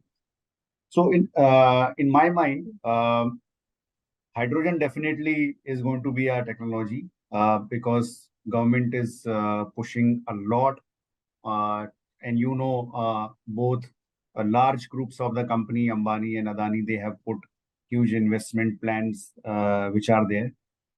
So that is one. Then another is ethanol, definitely going to be, because we don't want to have dependency on the fuel coming from Saudi Arabia. I mean, the mines, we don't want that. Then EV, specifically for city movement, intra-city movement, definitely going to be there. And apart in this sector itself in EVs, you would find that there are technologies which are aluminum air. So Indian Oil has come out with a joint venture with one Israel company, though there is a war going on. So that's say aluminum air. And then you will have sodium ion and all sort of batteries. So whichever technology provides use case to the best of the efficiency and effectiveness, and while sustainability targets, net zero goals, everybody will say yes. How much reduction in my logistics cost going to be? So from the transport industry perspective, we are one of the highest in the world, in the top 10 countries, where we have, say, whatever GDP is there, we have 14% of our cost going to transport. Now, government has taken a long-standing vision that through Niti Aayog, that they want to bring this down to double digit and then eventually to 8%. So how will it happen? It can happen only when you have different use cases using different technologies. So gone are those days of only one petrol pump fulfilling all the requirements of us. So it may be that charging or swapping in two-wheelers, maybe cars having different use case, charging infrastructure developing. So we are quite open as of now. We are analyzing all the opportunities, and once the TCO parity of the segment which we are serving and TTO greatly tilting in favor of a particular technology, that would be a big game changer. So that's what is my take on this. Thank you, sir. So not just the parity. I mean, I have seen personally that TCO parity doesn't make people to shift. It has to be a double-digit TCO advantage, and that's what the anxiety removal is going to be. Which Amitesh spoke. Everybody spoke that we need big charging infrastructure, whether it is for hydrogen or whether it is for EVs or anything.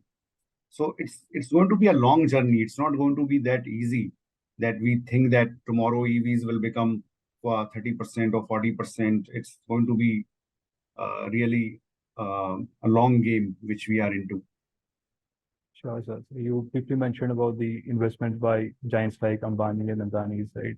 They do have like vision like 1-1-1, having the hydrogen of $1 per kg in next one decade. And what we have seen is traditionally all the developed countries that have moved from, let's say, from $2,000 per capita income to 5,000 plus, that is the time when the connectivity has actually helped the move in the economy, right? And mobility has to play a significant role in that. So certainly it looks an interesting future. So I'll now hand over the discussion to Atul Shrivastava, who's going to take it forward from here. Thank you. Hello, sir, everyone. I was the person who is connected on WhatsApp also. So I think my question is to Dev sir and Amitesh sir as well. So I was previously working with an electric vehicle startup. I know their funds, and we were the first company in India which was funded by a carbon neutrality fund from US. My company name was River Mobility. We were making a scooter which is lifestyle utility. So I'm saying, sir, how startup ecosystem basically enable adoption also, because I understand there are a lot of companies currently right now running for EV race, but the amount of quality of product, how the carbon neutral fund, something like that, will enable the small companies to scale their business in India, in particularly in EV segment. Dev sir, yeah. Yeah, Atul, of course. So, your question, correct me if I'm wrong, my understanding is basically how these climate tech funds will be Yes, sir. helping these companies, early stage startups grow, right? Yes, Okay, fair enough. So I think with these deep tech startups, specifically within the climate tech space, gestation period is really, really long vis-a-vis SaaS companies, consumer tech companies. So first of all, it has to be a different mindset.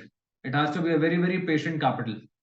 And to be very candid and very, very honest, I think government here has to play a major role in bringing these early stage companies from an R&D stage, let's say TRL 1, 2, 3 level technology to a technology readiness level of 4, 5, 6. So until a private capital will always follow government capital, it can't come before that.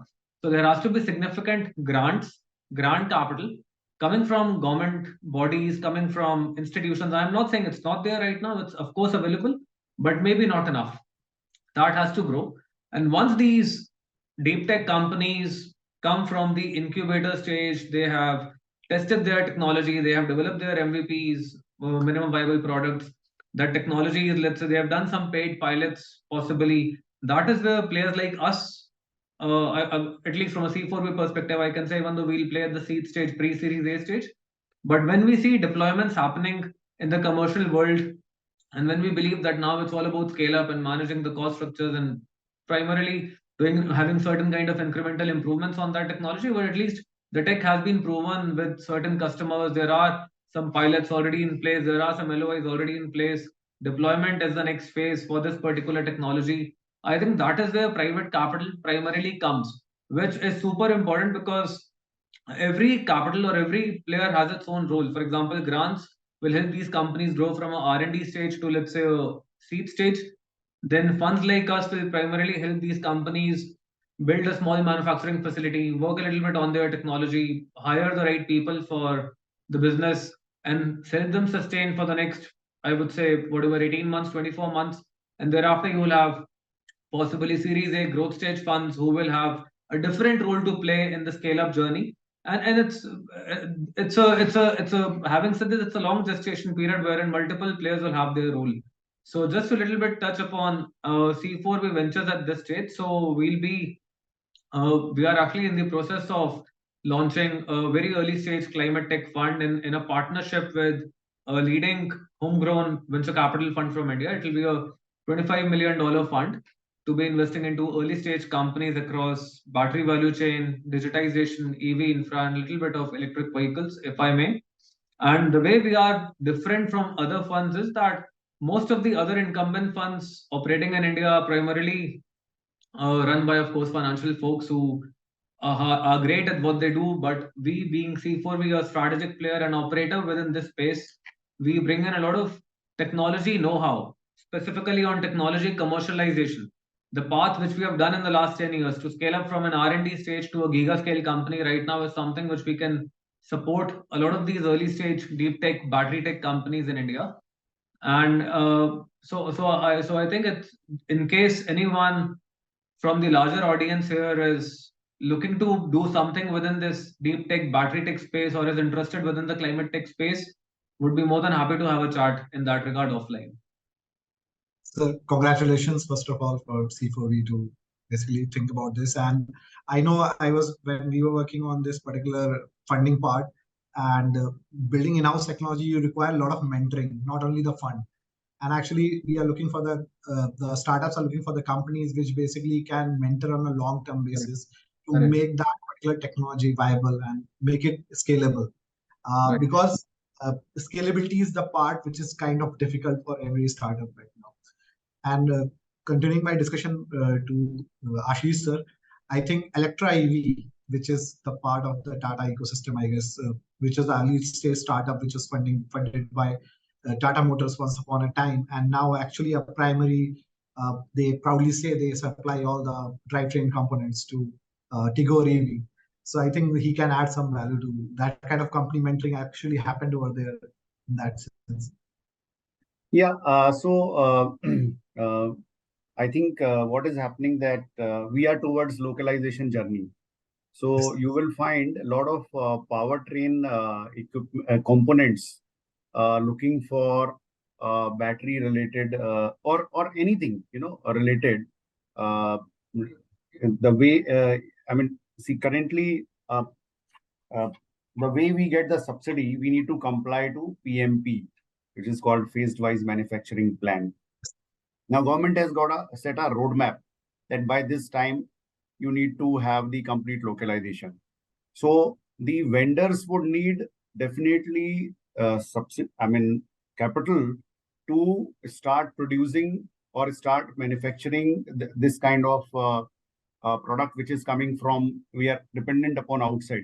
There are it's a global supply chain which is there that need to get established. So how do you otherwise reduce the price? Acquisition price will still remain high if you are importing things from 5 or 6 countries.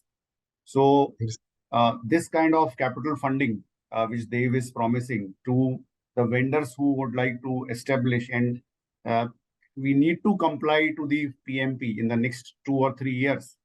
So I think, Dave, you will have many kind of startups. I mean, Electra is one example. They have set up the plant in Coimbatore, which is producing batteries for us.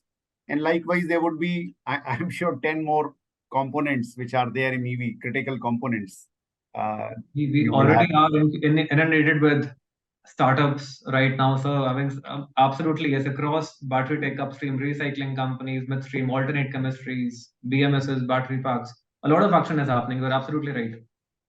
So the long-term funding, as you rightly said, I mean, the money is not going to sweat so early. It's going to be a long-term, and therefore, climate-related finance thing, when you offer, then this whole ecosystem will build up for the local parts. Sir, I think this is an exciting time for whole transformation going on in the industry, and I think localization is the key part. Even when I was working in Bajaj, I remember that the same 1865 cell was a 4Ah approximately energy density. And when I was working in 2-3 years later in a river, it's the same cell became a 5Ah. And more energy density is packed by slightly changing the chemistry aspect and giving more range in the same size of module will make it, I think range anxiety will reduce as well as adoption will increase. Those technology in-house development is very critical to the industry right now. My next question is to Amitesh, sir.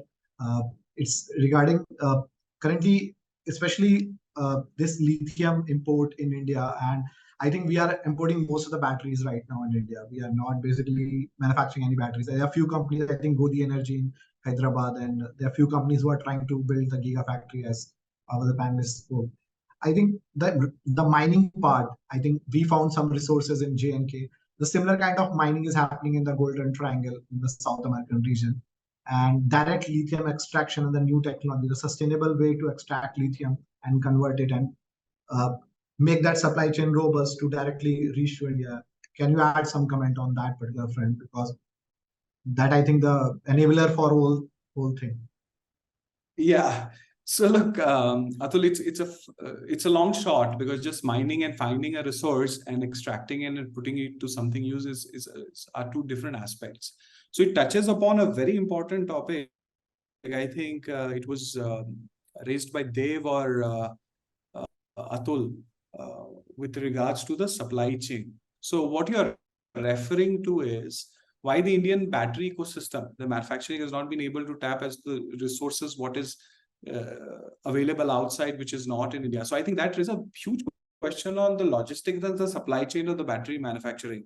I think lot is picking up, as they've mentioned about his fund coming up in a climate tech. So we also have been talking to 2 startups who are getting into a battery management system. Now, there will be a one use case which will come up in next 2 to 3 years is about the recycling of the batteries. What are you going to do with the batteries which you take out of these cars? Because certainly that batteries will still have some life. Do you put use to something which requires less efficiency when it comes to batteries? Probably yes. Probably you recycle them, which will be a costly affair. So you have to look at the whole ecosystem and the whole end-to-end value system what you're creating with. So mining, finding something and putting to use, it's a very, very long shot. So I always believe that creating that connecting that supply chain, if you really want to go local, that supply chain connectivity is very important, and there are many players which is coming in. So you also asked about how the climate tech funds could help this. So there are 2-3 stages. Like I was at IIT Madras a couple of weeks back, where I've seen IIT Madras and many corporates supporting what is the alternate. So when you brainstorm with these scholars, they look at very open-ended. And I met a person who claims that who is working on an engine which could potentially run on any fuel, be it hydrogen, be it diesel, be it petrol or ethanol, etc. Probably yes, those kind of revolution will change. And as it looks, CNG adoption took how long? But still, I don't know the numbers, but probably 10% of the CNG or 20% of the total cars runs on CNG, and it always comes with a option of either switching to petrol or something else, or probably diesel, right? Mostly petrol. So that combination has to come, and that will unlock your supply chain problem. So right from the incubation stage, you get grants at the, at that kind of incubator stage, and then potentially grow. And there's a lot of, I think Ashish mentioned about the consolidation. This industry is set for consolidation in the next 3 to 5 years. And we are already seeing some people came and many startups are not working. So that consolidation in a larger picture, like, also an investment from the corporate. And this is where, we as Vedanta Corporate Venture Capital believes that certain aspects and areas of technology which needs corporate support. And Hero and Tatas and Marutis are doing a lot in that space as well, supporting the startups. So I think putting all this together will take us to a place where we all want the localization of these resources. Thank you, sir. Thank you for your insights on this. I think my next question to Gaurav, sir. Currently, I think the partnerships between the companies, like Maruti has partnerships with, as well as I think for the battery manufacturing, they are going ahead with the partnerships to fulfill the gap of supply chain and developing the things locally. How the partnerships is going to shape this localization of components, and that will reduce the total cost to the company and then reduce the price to the consumer and adoption. I think the whole thing is related. So can you give some insights on the same? Yeah. So I think as the business environment is changing, and there are a lot of disruptions which are currently happening in the industry, as we are seeing a trend in electric vehicle or autonomous in the global context, or software-defined vehicles coming in picture in the global context. So somewhere down the line, they will also see application here in India. But all these things require a lot of investments and a lot of resource to be put on development all these things. So how do we share the resources, share the investment, so that two companies can collaborate to create some solution which I mean both the organization have some kind of a win-win approach. So both add value in the entire ecosystem, and that value created can be offered to consumer for improving the offering in the market. So I think that's the basic approach. As I mentioned, like investments are huge, and this is the kind of new ecosystems we are trying to prepare. So how do we reduce the investment, reduce the cost for each manufacturer, so that the actual, when it translates into actual price of the product, it is lower. So that's the area where synergies are working. I'll just give one example of our company. Like we have Suzuki has a tie-up with Toyota Motor Corporation. So here, a lot of electrification and other future technology related exchange is happening, and also the kind of programs which are there. So the investments are shared, and both companies are actually getting some sort of access and some win-win approach.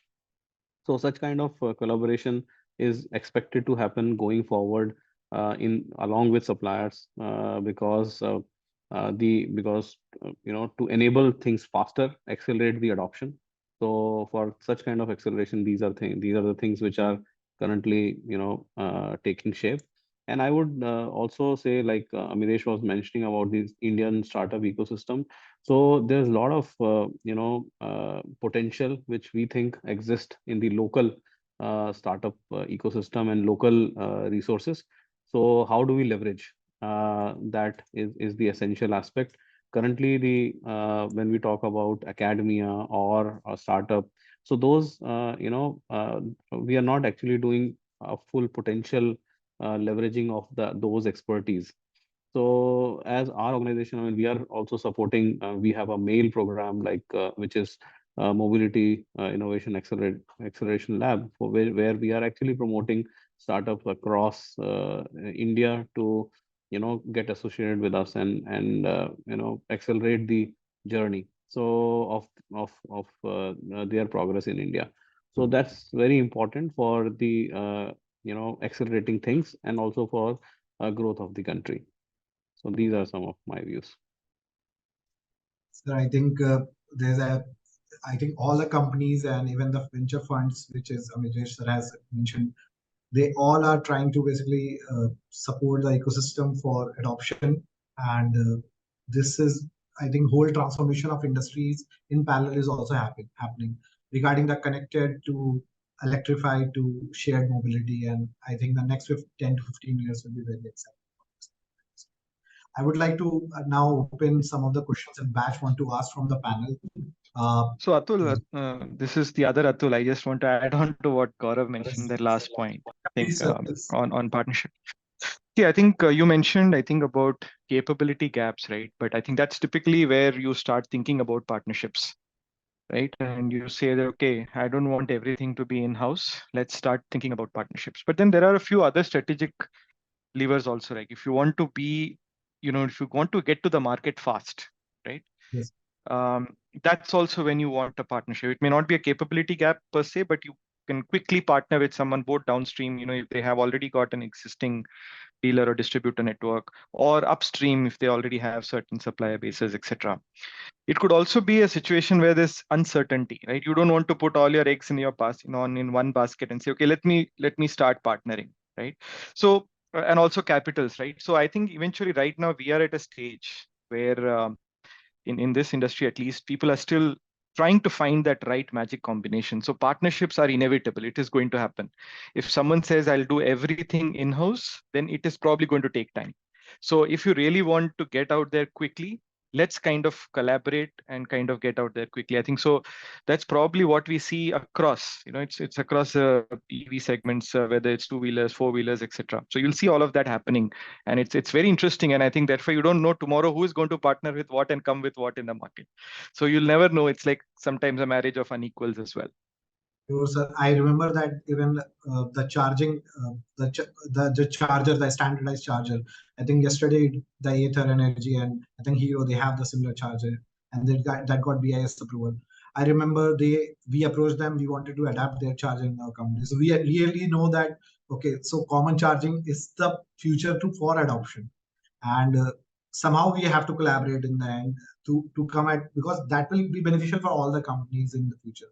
And risking has the risk, of course, 2-3 different kind of business diversification needs to be required. We cannot directly go to EV. We have to look into other aspect like ethanol and even for hybrid technologies, which I think the Maruti Suzuki has given very good hybrid vehicles in these recent past year.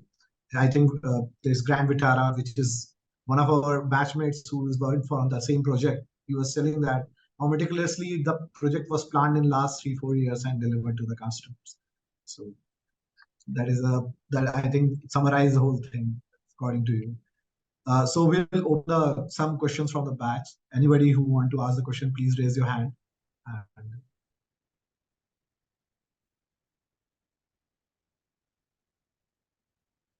And Deepak, please go ahead here. Hi, am I audible? Yes, you are audible. Yes. So hello, my name is Deepak. My question is to Amitesh sir.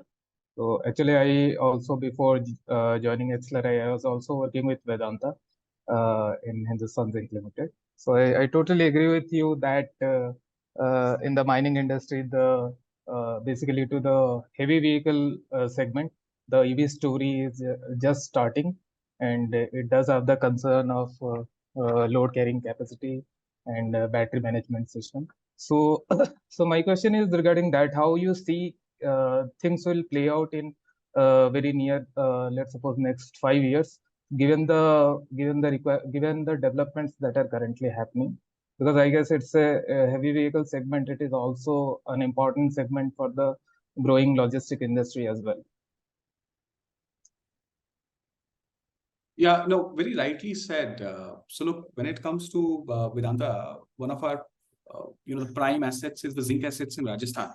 Right. And we have already started, you have to understand the economics. And when I started my talk, I always mentioned that we have to find the right use case. Whether are you fighting for climate, or you're trying to give consumer an alternate fuel, or you're making something economical over a period of time, even the cost of acquisition is high. Now, for the mining industry, this is very important. When you go underground mining, the biggest challenge is the ventilation problem, to sustain.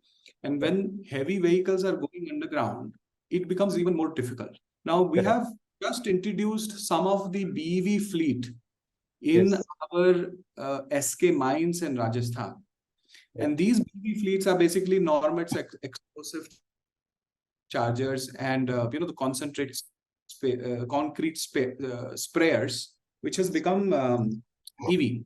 And what has happened is when these vehicles are going inside, the emissions are low. The ventilation, everything, cost comes down. Water logging, everything is correlated inside that ecosystem. So that's the big battle.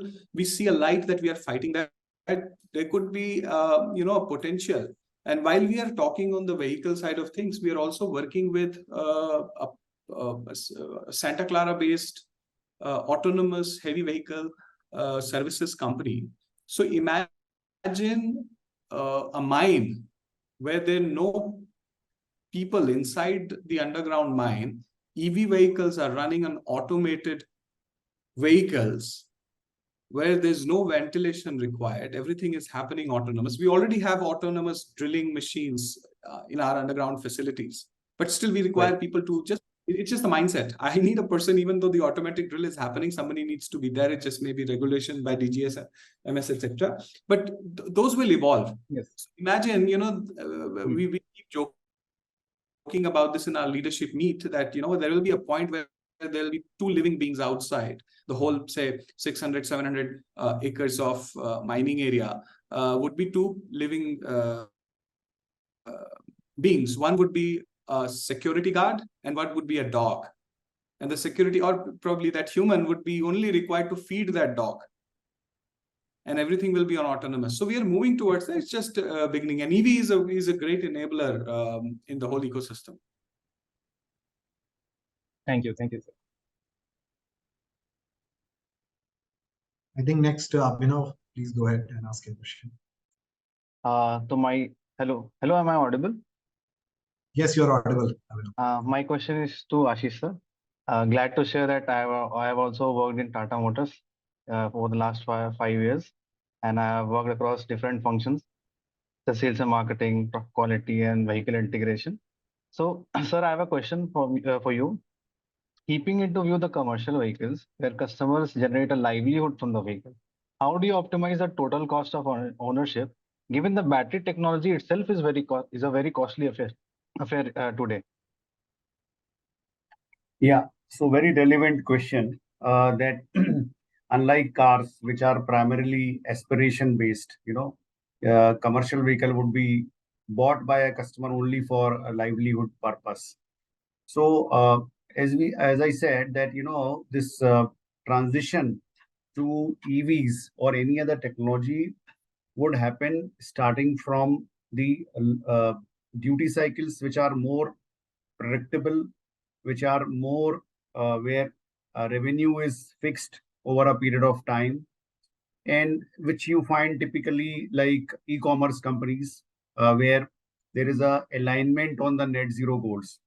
So typically the early adopters in this whole journey would be more of corporates getting aligned and say yes, we have to make this part of it. But even those, there you need parity to happen, TCO parity to happen. And you see the recent example of Ace Electric, where we introduced a few months back that we could achieve that parity, in fact better, around 10% better. And this is going into the productive cycle. Likewise, the market will move gradually. So it begins with intracity duty cycle, then it moves to mid-mile, and then it moves to intercity, and there you will need a different technology. So I hope I'm able to answer your question. Yes, sir. That answers my question. Thank you, sir. I think, sir, the time limit has reached very high, I think, and we will mail all the questions to panelists. I will hand over to Rohit for a vote of thanks. Sorry, guys, we'll mail all the questions to sir, but they are patiently listening to us. But I think there is a time limit communicated for the organizing team. Yeah, please, Rohit, go ahead. You are on mute. Yeah. Okay. Yeah. Thank you, Atul, and thank you to all the panelists. I think we had very enriching discussions today on this EV industry, and I think Batch had a lot to learn from you. I see still some raised hands, but as Atul said, we'll try to share those questions separately. So I would really like to thank you for joining us at this Excel SAMVAAD event, and we have had the privilege, to listen to our enriching panel discussion on electrification of the mobility sector. I extend thanks to all our panelists for sharing their input. From battery technology partnerships to consumer-centric approaches, we have heard quite an intriguing insights today. Like Devashish sir highlighted the importance of partnerships in battery technology and personalized selling. Ashish Tandon sir discussed, Tata Motors highlighted the shift from contractual to partnership-based ecosystem and how Tata is evolving into a one-stop solution for their customers. Gaurav sir emphasized on current focus on hybrid technology and the focus on sustainability and offer a comprehensive solution to their wide segment of customers. And Jairaj, Atul, and Amit sir emphasized the imperative of sustainability involving various sectors, not just mobility, to drive the transition towards towards this transformation in the EV sector. And of course, we had the privilege to host Sanjeev sir from TVS, who spoke about various government initiatives, circular manufacturing, and the importance of energy independence. So in conclusion, I think this discussion has been very inspirational for all our batch members, and it gave us a lot of learning opportunity for us, and to get a new perspective, a different perspective on the future of mobility, which seems to be very exciting. And we appreciate all the knowledge that our panelists shared with us. And with that, I would like to close this session for today. Thank you all the members. Thank you for the batchmates to join us. Have a good evening. Thank you, Okay, and thank you. best wishes to all of you. Your batch will flourish. That's what we can hope, and hopefully to connect again. Thank you. We Thank will you, sir. welcome Okay. you at the campus, future, all of you. Okay. In some way. Thank you very much. Thank you very much. It was Thank you, nice, sir. nice interacting with all of you. Thanks Thank a you. lot, All the everyone. best. Thank you. All the Thank you. best. Bye, bye, bye, everyone. Thank you.